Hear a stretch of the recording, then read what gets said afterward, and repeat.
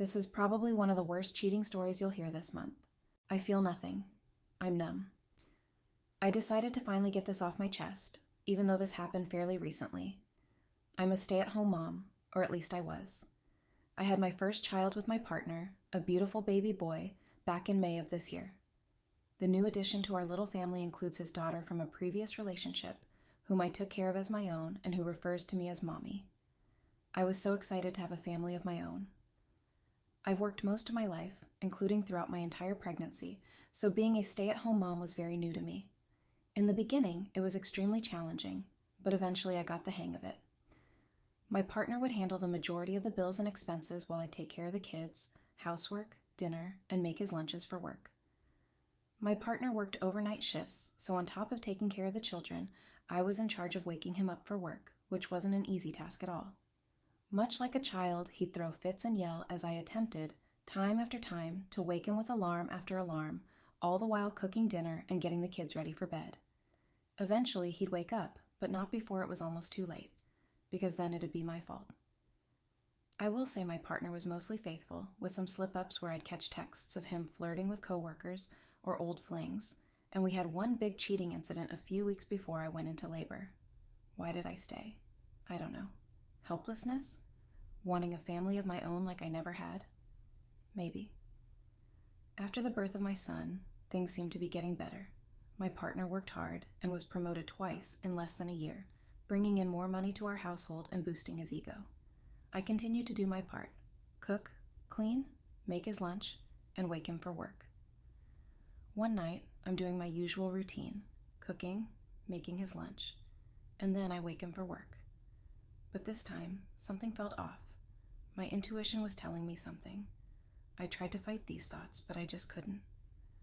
That night, after he left for work, I went for my usual run after I put the kids to bed, having my sister look after them. I'd run through our apartment complex into a trail not too far away.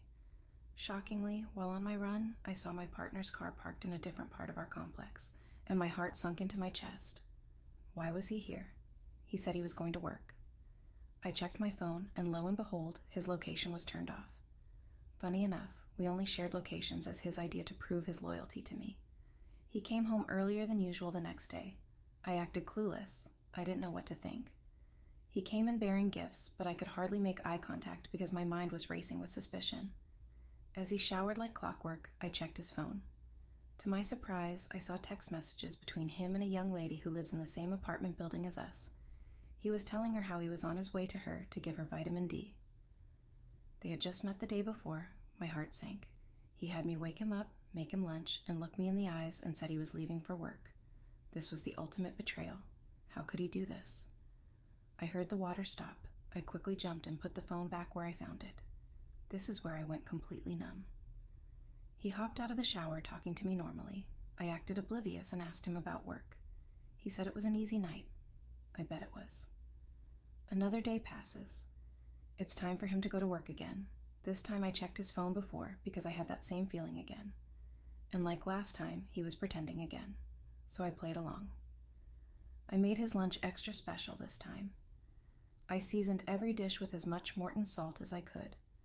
I filled his fancy flask with dishwater. I made his sandwiches that he loved so much with spit and old fish grease. I kissed him goodbye and told him I loved him with so much excitement. Later that night, when I went on my run and saw his car parked once again in the same spot, I lost it. I went upstairs to our apartment and grabbed every messy condiment I could find, and I decorated his car. I filled it with the trash he'd been neglecting to take out: dirty diapers, rotten tissue, waste, etc. I blacked out. I couldn't wait for him to see the mess I made. It could be worse. This is the beginning of when you break a person. Remember to like and subscribe to our channel.